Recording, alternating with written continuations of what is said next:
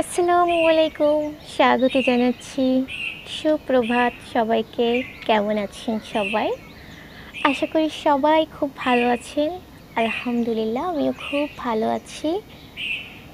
সকালবেলা উঠতে পারলে আমার মনটা একদম কোনো কারণ ছাড়াই ভালো হয়ে যায়। কোনো কারণ ছাড়া না আসলে। সকালবেলা উঠতে পেরেছি এটাই সবচেয়ে বড় কারণ। এবং সকালবেলা উঠলে কেন আমার মন ভালো হয় তার কিছু কারণের মধ্যে রয়েছে সকালবেলা একদম শুনশান নীরবতা, শীতল বাতাস, তারপর এই যে পাখিদের ছোটাছুটি, ডাকাডাকি। যাই হোক, আজ অনেক দিন পর আমি একটা স্টাডি ব্লগ নিয়ে এসেছি এবং এই ব্লগটা তাদের জন্য যারা চাচ্ছেন একাডেমিকের পাশাপাশি জব প্রিপারেশনটা এগিয়ে রাখতে, অর্থাৎ মাথায় কম চাপ নিয়ে পড়ার চাপ কম থাকবে এবং হাতের সময় বেশি থাকবে। বিশেষ করে যারা 47তম বিসিএস প্রিলি প্রিপারেশন নিতে চাচ্ছেন তাদের জন্য এই ভিডিওটি আমি ডেডিকেটেড করলাম। 46তম প্রিলি দুদিন আগেই শেষ হয়েছে।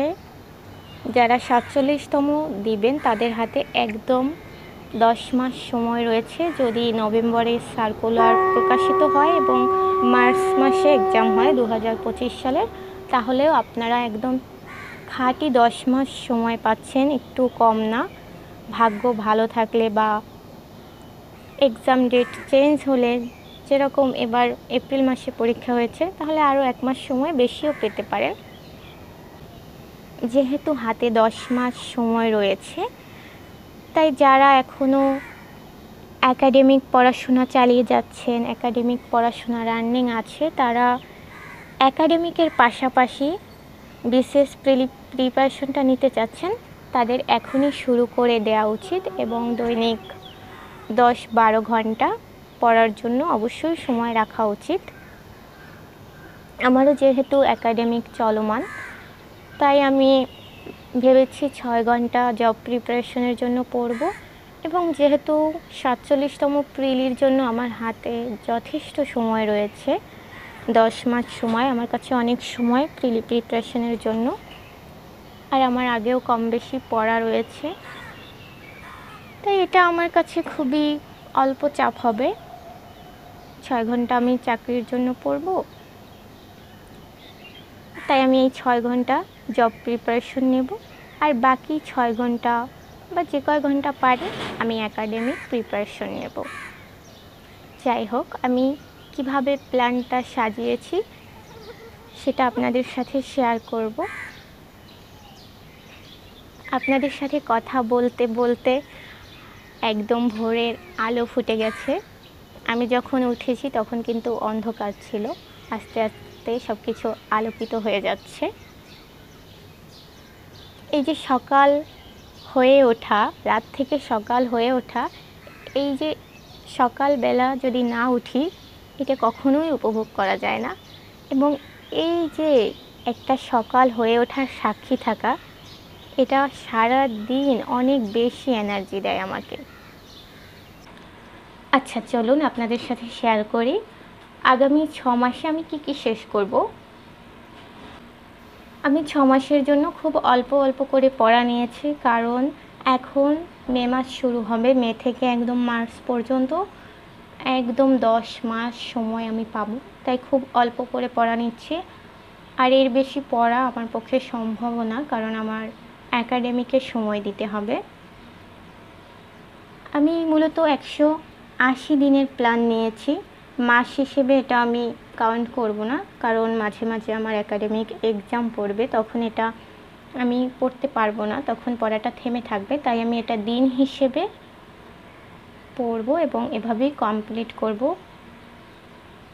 যাই হোক, আমি যে সাবজেক্টগুলো এই 6 মাসে শেষ করব তা হলো, প্রথমত আমি ফ্রি হ্যান্ডরাইটিংয়ের চর্চা করব। এটা রিটেনের জন্য খুবই গুরুত্বপূর্ণ এবং প্রিলির জন্য তো ভোকাবুলারি পার্ট অবশ্যই গুরুত্বপূর্ণ।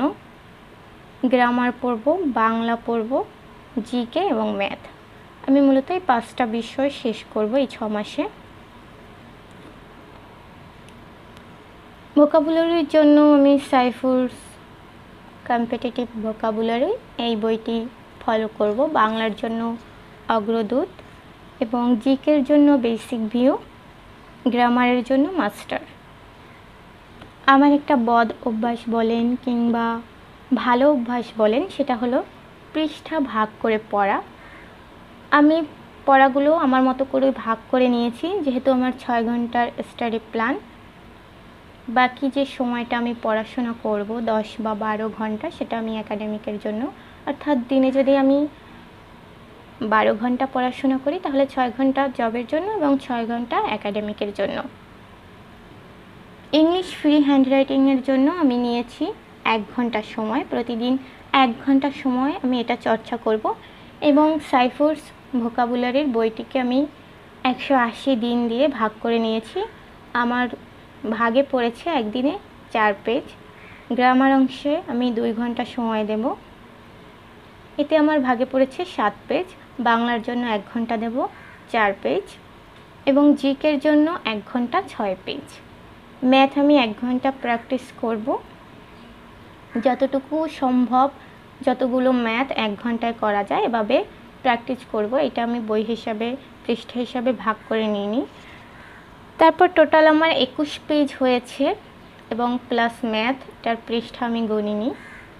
যাই হোক, এই হলো আমার 6 ঘন্টার স্টাডি প্ল্যান।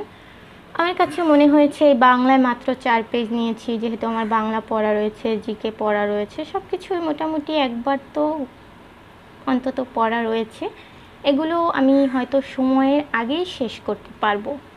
যদি আমি সময়ের আগে শেষ করতে পারি তাহলে আমি পড়াগুলো আবার রিভিশন করব, কিন্তু আমি 6 ঘন্টার মধ্যেই জবের পড়া পড়ব, এর বেশি পড়ব না। যাই হোক, আমি কিভাবে কতটুকু প্রতিদিন পড়ছি সেটা যদি সম্ভব হয়, আমার সময় ম্যানেজ করে আমি যদি পারি, অবশ্যই আমি স্টাডি ব্লগ বানাবো, নয়তো মাঝে মাঝে আপডেট দেব। সবাই ভালো থাকবেন, ধন্যবাদ সবাইকে। এই যে আমাদের সূর্যি মামা অলরেডি উঠে গেছে, কিন্তু আজকে আমার আগে উঠতে পারেনি, আমি আজকে জিতে গেছি, এজন্য আমি খুব খুশি।